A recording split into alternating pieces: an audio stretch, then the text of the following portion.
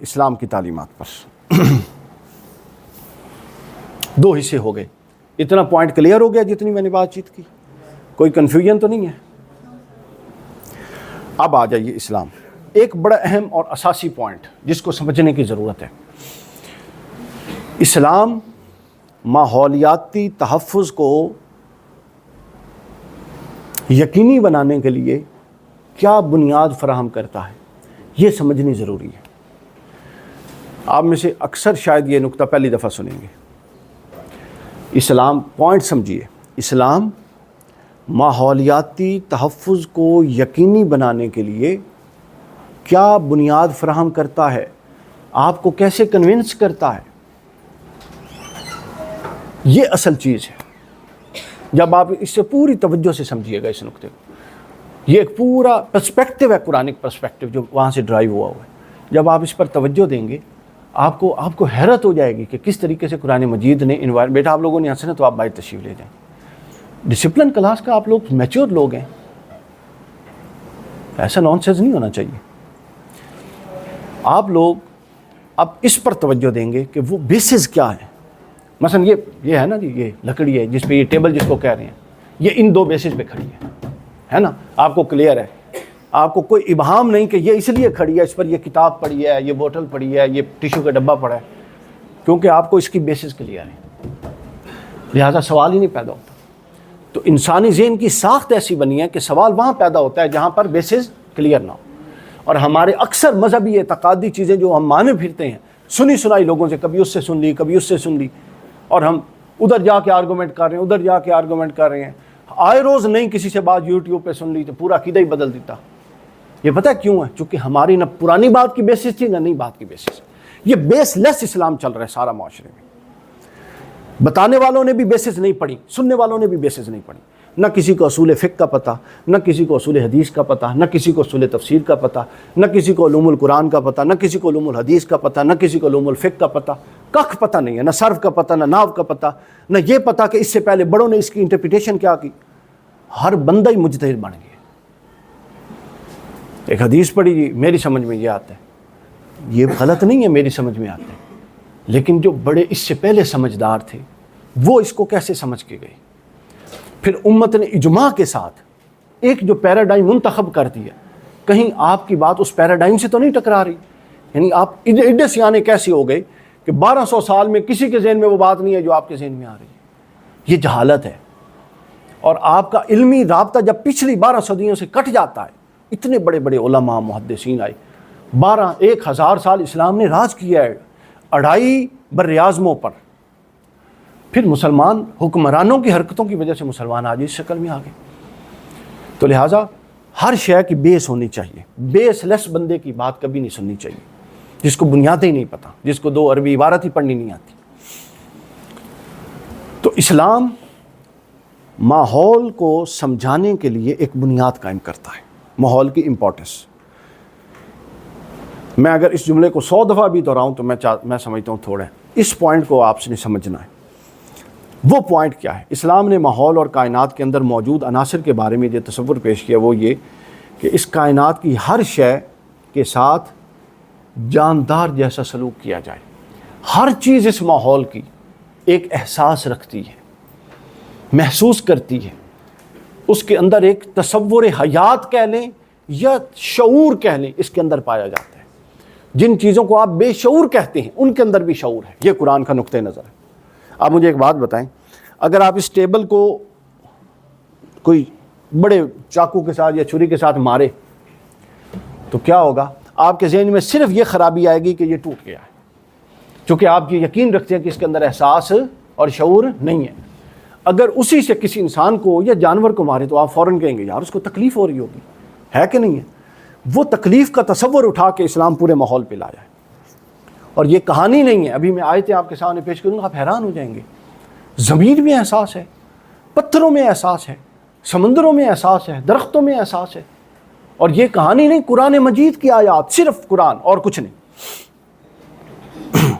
تو قرآن کہتا ہے کہ جانداروں والا سلوک کیا جائے، چونکہ ہر شے ایک احساس اور شعور رکھتی ہے ماحول کی. سورہ الدخان، یہ ریفرنسز آپ بے شک نوٹ کر لیجیے. یا میرے یوٹیوب پہ فیس بک پہ یہ لیکچر دستیاب ہوگا چند دنوں بعد، وہاں سے لے لیجئے گا۔ تو ان آیات کو آپ نے بار دیگر ریپیٹڈلی پڑھنا ہے کہ اس کے اندر جس تصور کو میں نے انفر کرنے کی کوشش کی اس سے آپ کس حد تک اتفاق کرتے ہیں۔ ممکن آپ اتفاق نہ کریں، آپ کو نئی انٹرپریٹیشن کر دیں، ویل اینڈ گڈ۔ تو قرآن مجید کہتا ہے اعوذ باللہ من الشیطان الرجیم فما بقت علیہم السماء والارض وما كانوا منذرین۔ تو پھر ایسا ہوا کہ ان پر، یہ قصہ آ رہا ہے کسی قوم کا جس پر عذاب آیا تھا۔ اللہ فرماتا ہے چونکہ انہوں نے میری نافرمانی کی تو ان پر عذاب آیا ہے، بطور ظلم عذاب نہیں آیا، نافرمانی کے بدلے میں عذاب آیا۔ لہٰذا ان کی اس تکلیف پر جو ان پر پتھروں کی بارش ہوئی، نہ آسمان رویا اور نہ زمین روئی۔ اگر آسمان رو ہی نہیں سکتا تو اللہ قرآن میں تو یہ نہیں کہہ سکتا تھا نہ آسمان روئے، چونکہ یہ ایک اصول ہے منطق کا کہ جو محال ہو اس کے ساتھ اس کی نسبت نہیں کی جا سکتی۔ مثلا میں کہوں نہ میز بولا نہ کرسی بولی، آپ کہیں گے اس کا دماغ چل گیا ہے، کیونکہ میز کرسی تو بول ہی نہیں سکتی۔ لیکن قرآن کیا کہتا ہے؟ فما بقت علیہم السماء والارض، ان کے اس معاملے پر جو ان پر اللہ نے عذاب نازل کیا، اصول تو یہ ہونا چاہیے تھا کہ آسمان بھی روتا اور زمین بھی روتی، اتنا سخت عذاب تھا، مگر نہ آسمان رویا نہ، کیوں؟ چونکہ یہ ان کے گناہوں کا عوض تھا۔ سورہ الدخان آیت نمبر 29۔ آگے پھر چلیے، ماحول پر ہر وہ چیز جو ان دونوں کے درمیان ہے، میں نے بتایا نا آسمان اور زمین، یہاں قرآن نے اب تصور قائم ہو رہا ہے جو میں نے شروع میں بتایا، فرمایا نہ آسمان رویا نہ زمین روئی، ماحول کیا ہے؟ ان دونوں کے درمیان ہے، نہ آسمان نہ زمین، کچھ نہیں رویا۔ پھر آگے چلیے، سورہ سبا 34 نمبر سورت اور 10 نمبر آیت، اللہ تعالیٰ نے فرمایا جب میں آپ کو مخاطب کرتا ہوں، مثلا آپ کا کیا نام ہے؟ مہد۔ اردو میں کہوں گا تو میں کہوں گا مہد ہی کہوں گا، عربی میں کہوں گا میں کہوں گا یا مہد، ٹھیک ہے؟ تو یہی انداز ہے نا ایک دوسرے کو مخاطب کرنے کا۔ تو قرآن کیا کہتا ہے؟ اب پہاڑوں کے بارے میں سنیں، قرآن کہتا ہے یا جبال، اے پہاڑوں، اوّبی معہد والطیر، کہ اے پہاڑوں تم ان کے ساتھ مل کر خوش الحانی سے پڑھا کرو۔ اللہ کس کو فرما رہا ہے؟ حضرت داؤد علیہ السلام کے ضمن میں جب وہ تسبیح پڑھتے تھے اللہ کی، تو اللہ آپ نے سنا ہوا ہے نا کہ پہاڑ بھی جھوم کے ان کے ساتھ تسبیح پڑھتے، سنا ہوا ہے کہ نہیں سنا ہوا؟ یہ اس کی اساس ہے۔ اللہ نے حکم، پہاڑ کی کیا مجال کہ اللہ کے حکم کے بغیر ہل جائے، تو اللہ نے پہاڑ کو حکم دیا کہ یا جبال، اے پہاڑوں، پیچھے سے گوسپس نہیں ہونی چاہیے بھائی، میں ایک بندہ نظر میں ہے، پلیز آپ تشریف لے جائیے، ڈسٹربنس نہیں۔ یا جبال، اے پہاڑوں، تم اس کے ساتھ مل کر تسبیح کیا کرو اور جھوما کرو۔ تو اگر پہاڑ جھوم نہیں سکتا اور تسبیح نہیں کر سکتا تو پہاڑ کو کہہ کیوں رہا ہے؟ اور کون کہہ رہا ہے؟ اللہ کہہ رہا ہے اور قرآن میں کہہ رہا ہے۔ پھر آگے فرمایا پرندوں تم بھی جھوم کے اس کے ساتھ تسبیح کیا کرو، اور ہم نے ان کے لیے لوہے کو بھی نرم کر دیا حضرت داؤد کے لیے۔ تو گویا ماحول کی تشکیل میں پہاڑ ہے۔ پہلے زمین و آسمان کے احساس کی بات ہو گئی، پھر زمین و آسمان کے درمیان اب 3 بڑی چیزوں کے احساس کی بات ہو رہی ہے، پہاڑ بہت بڑی چیز، پھر اس کے بعد چرند پرند، یہ ایک پورا ماحول ہے، ماحول کا ایک پورا ایلیمنٹ ہے نا چرند پرندے، اور اگلا معدنیات۔ پھر اس کے بعد اب دیکھیں، اس کے بعد اللہ تعالیٰ سورہ بقرہ آیت نمبر 74 پتھروں کی کیفیت کو بیان کر رہا ہے۔ پتھروں پر بھی گندگی ڈال دیتے تھے لوگ، اللہ تعالیٰ نے پتھروں کی کیفیت کو بیان کیا، ان کو بھی صاف رکھو۔ فرمایا ثم قست قلوبکم من بعد ذلک فہی کالحجارۃ او اشد قسوۃ وان من الحجارۃ لما يتفجر منه الانہار وان منها لما يشق منه فيخرج منه الماء۔ قرآن مجید نے کہا کہ پتھر بعض ایسے ہیں جو اتنے سخت ہو چکے ہیں، اور پھر بعض ایسے ہیں جو نرم ہے اور ان کے اندر سے پانی جاری ہو جاتا ہے، چشمے نہیں جاری ہوتے۔ پھر اللہ فرماتا ہے اور بعض تو ایسے ہیں جو اللہ کے خوف سے پھٹ جاتے ہیں۔ پتھروں کی کیفیت کو قرآن نے براہ راست بیان کیا، اور یہ پہاڑ سے ٹوٹ کے آتے ہیں، اس کی نچلی فارم ہے، چھوٹی فارم ہے۔ تو دیکھا آپ نے کہ قرآن مجید نے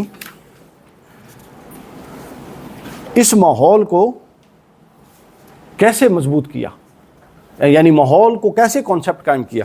پھر اس کے بعد یہاں ایک حدیث بیان کر کے ابھی قرآن کا تھوڑا سا مضمون رہتا ہے، صحیح مسلم کی حدیث ہے، یہ کوئی کسی کہانی والی حدیث نہیں، صحیح مسلم کی حدیث۔ حضور نے فرمایا انی لاعرف حجرا بمکہ کان یسلم علی قبل ان ابعث انی لاعرفہ الان۔ حضور نے فرمایا ابھی میں نے اعلان نبوت نہیں کیا تھا تو میں مکہ کی بعض گلیوں سے گزرتا تھا تو وہاں ایک پتھر تھا جو مجھے سلام کیا کرتا تھا، میں آج بھی اس پتھر کو جانتا اور پہچانتا ہوں۔ صحیح مسلم حدیث صحیح، پتھر کا سلام کرنا، یہ پتھر کے احساس شعور کی طرف اشارہ ہے۔ پھر اس کے بعد آگے چلیے، قرآن مجید نے اس ماحول کو بنانے کے حوالے سے سورہ یاسین میں بڑا اہم پہلو بیان کیا۔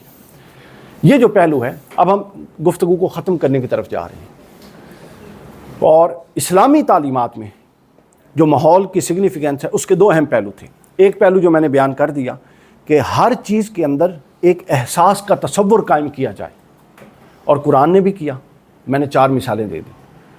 اب اگلا پہلو دوستو جو بہت ہی ضروری وہ یہ اب جو میں بیان کرنے والا ہوں، پوری گفتگو کا اگر آپ کہیں خلاصہ اور کرکس اور حاصل حصول وہ یہ والا پوائنٹ۔ یہ سورہ یاسین آیت نمبر 33 سے 40 تک، 33 سے 40 تک یہ پورا مضمون ہے۔ اس کے اندر 3 پہلو بیان ہوئے ہیں۔ کتنے پہلو ہیں؟ 3۔ پہلا پہلو قرآن مجید سورہ یاسین میں اللہ تعالیٰ نے کائنات، اس کے ماحول کے ترکیبی عناصر کا باہمی طور پر ایک دوسرے کے مددگار ہونے کے تصور کو بیان کیا ہے۔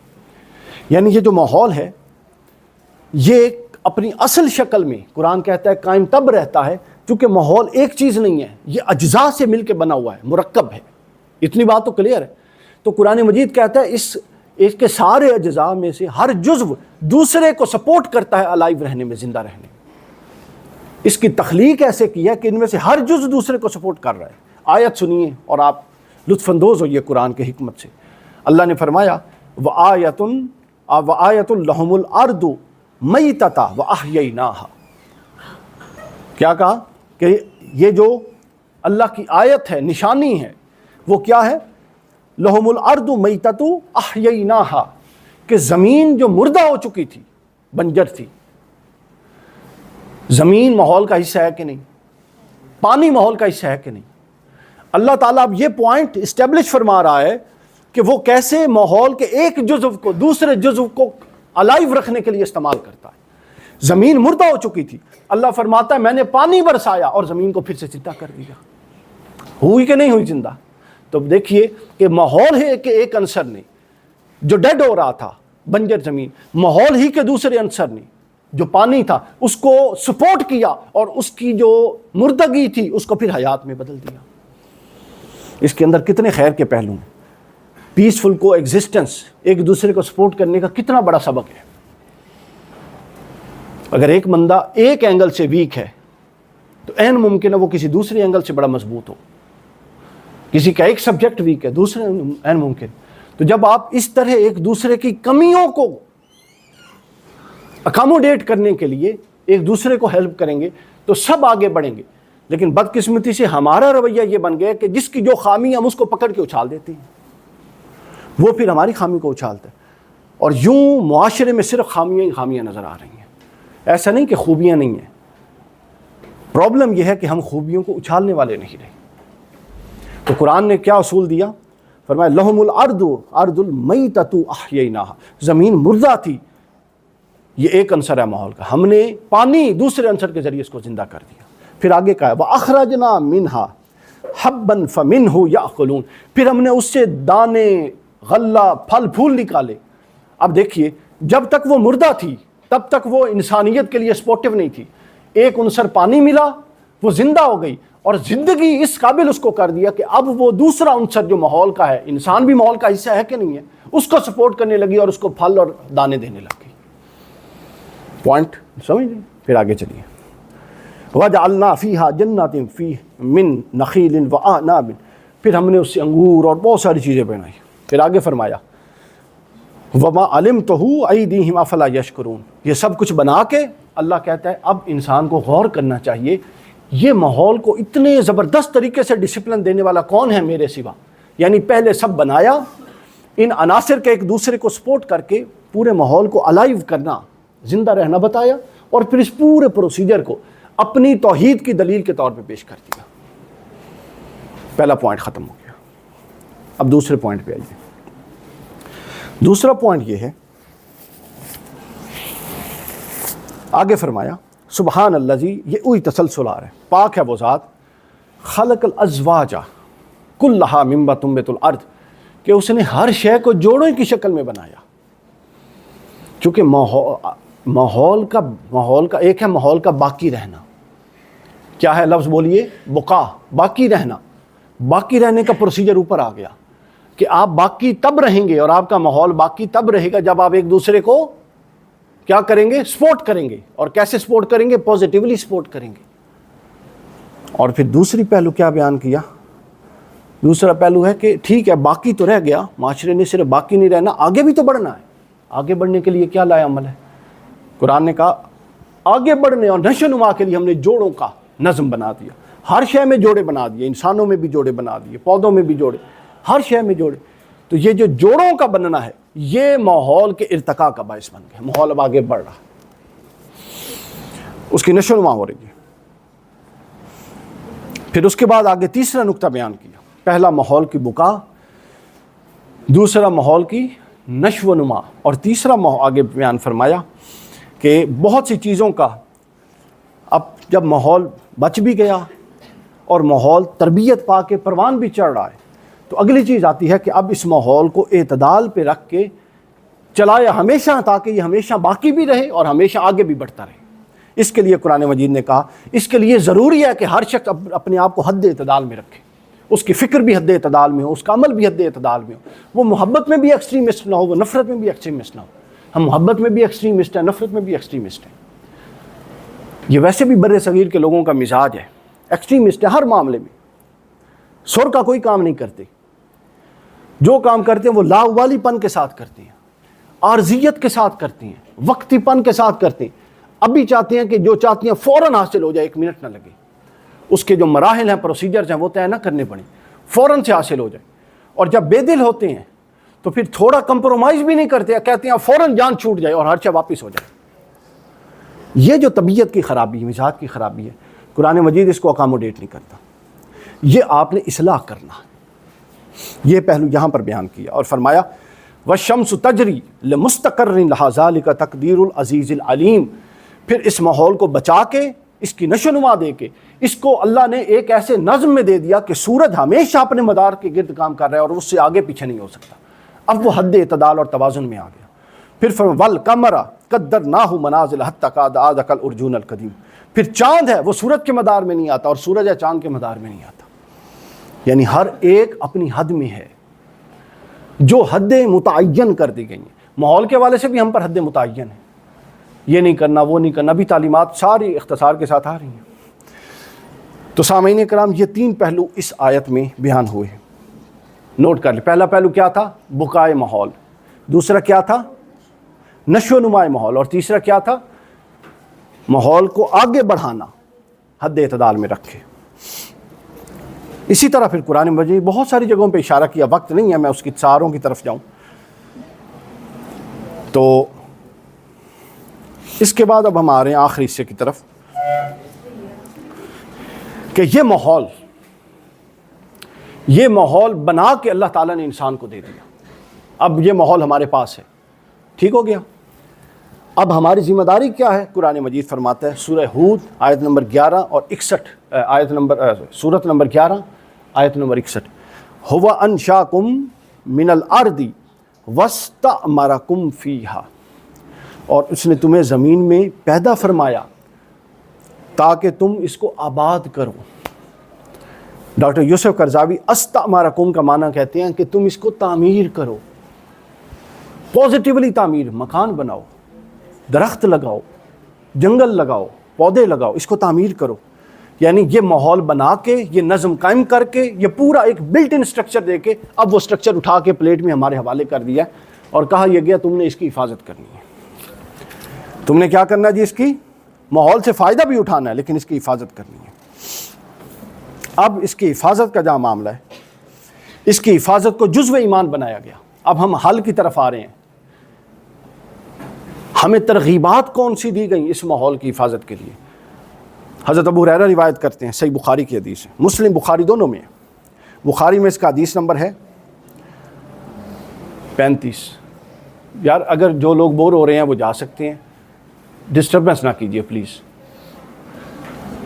اچھا، حضرت ابو ہریرہ سے روایت فرماتے ہیں الایمان بدعۃ و سبعون او بدعۃ و ستون، ایمان کی 60 یا 70 شاخیں ہیں۔ کتنی؟ 60 یا 70 شاخیں۔ اور آگے فرمایا شعبۃ فافضلها قول لا الہ الا اللہ، اس میں سب سے اونچی شاخ یہ ہے کہ اللہ کے سوا ہر ایک کا انکار کرنا، کوئی خدا نہیں ہے، اللہ کے علاوہ کوئی خدا نہیں۔ اور آخری سب سے ادناہا اماطۃ الاذی عن الطریق، اور آخری ایمان کی شاخ میں سے یہ ہے کہ رستے پر پڑی ہوئی گندگی کو اس لیے اٹھا دینا کہ کسی کو نقصان نہ دے یا ماحول کو خراب نہ۔ یہ ایمان کی شاخوں میں سے ایک شاخ ہے، ماحول کو صاف رکھنا۔ اور اس کے بعد آگے فرمایا میں کوڑا کرکٹ، یہ سب اس حدیث کے ضمن میں ہے، شارحین نے لکھا ہے۔ میں بتاتا ہوں، حضرت ابو ہریرہ سے ایک اور حدیث رہا ہے صحیح بخاری کی، بینما رجل یمشی بالطریق، ایک شخص زمین سے گزر رہا تھا رستے سے، وجد غصن شوک علی الطریق، اس نے ایک کانٹوں بھری جھاڑی رستے میں پڑی ہوئی دیکھی، فاخرہ، اس نے اس کو وہاں سے ہٹا دیا تاکہ کسی گزرنے والے کے پاؤں میں نہ لگ جائے۔ یا آج کے دور میں دیکھیں تو کسی کا ٹائر نہ پنچر ہو جائے گاڑی کا، یا کوئی جانور نہ گزرے اور اس جانور کو نہ چبھ جائے۔ فشکر اللہ لہ فغفر لہ، تو اللہ تعالیٰ نے اس کی اس نیکی کو قبول کیا اور اس کی مغفرت کر دی۔ یعنی ماحول کو مینٹین رکھنے والے کی اللہ تعالیٰ نے اس وجہ سے مغفرت کر دی کہ اس نے اس کو صاف کیا۔ امام نووی اس حدیث کی شرح میں کہتے ہیں کہ یہ حدیث اس پوائنٹ کو کانسٹیٹیوٹ کرتی ہے کہ نجات صرف نماز روزہ کی بنیاد پہ نہیں، بلکہ نجات میں ایک بڑا حصہ یہ ہوگا کہ آپ نے اپنے ماحول کو کیا دیا اور ماحول سے کیا لیا، پازیٹیولی کتنا کنٹریبیوٹ کیا، نیگیٹیولی کتنا کنٹریبیوٹ۔ یہاں میں آپ کو بتاؤں جن پر ہم بڑے اعتراض کرتے ہیں نا یورپینز کو، ان کی جو ویلیوز ہیں وہ بڑی رچ ہیں۔ میں ڈنمارک میں تھا، کوپن ہیگن میں، یونیورسٹی میں لیکچرز کے سلسلے میں گیا ہوا تھا، تو واپسی کے دن تھے، کچھ لیکچرز تھے، اس کے بعد کچھ گھومنا پھرنا تھا۔ آخری دن میں شاپنگ کر کے نکلا ایک پلازے سے، میں باہر آیا، اب یہ جنوری کا مہینہ تھا، 18-19 تاریخ تھی، اور آپ کو بتاؤں ٹیمپریچر ہوگا -16، ایکچولی -3 تھا لیکن فیل لائک -16۔ اچھا، اب میں جیسے پلازے سے نکلا تو آگے میں نے دیکھا کہ بڑی بڑی بوریاں پڑی ہوئی ہیں سڑک کے دونوں طرف، درمیان میں جو گرین بیلٹ ہے نا اس پر۔ میں بڑا حیران یہ کس چیز کی ہے، میں واپس اندر گیا، وہ ایک بندہ مجھے لگا پاکستانی، جب اس سے بات کی تو انڈین تھا، اسے انگلش آتی تھی، وہاں کسی کو یورپ میں انگلش نہیں آتی، یہ انگلش کا بھوت صرف پاکستانی اور انڈیا والوں پر سوار ہے، سمجھ ککھ نہ آئے، پڑھنا اور بولنا انگلش میں ہے، یعنی پرلے درجے کے نیلے لوگ، کانسیپٹ سے آری لوگ۔ دنیا کی ہر قوم اپنی زبان میں لوگوں کو پڑھا رہی ہے، لیکن ہم انگلش میں پڑھ رہے ہیں، بے شک سمجھ آئے نا، ان میں سے کسی کو انگلش نہیں آتی۔ اب میں نے ایک بندہ ڈھونڈا، اس کو آتی تھی، اس سے بات، وہ کہتے ہیں آپ Pakistan are you from India? میں کہا آئی ایم فرام پاکستان۔ اچھا ٹھیک ہے، اس سے اچھی ہیلو ہے۔ میں نے کہا یار یہ باہر کیا پڑا ہے؟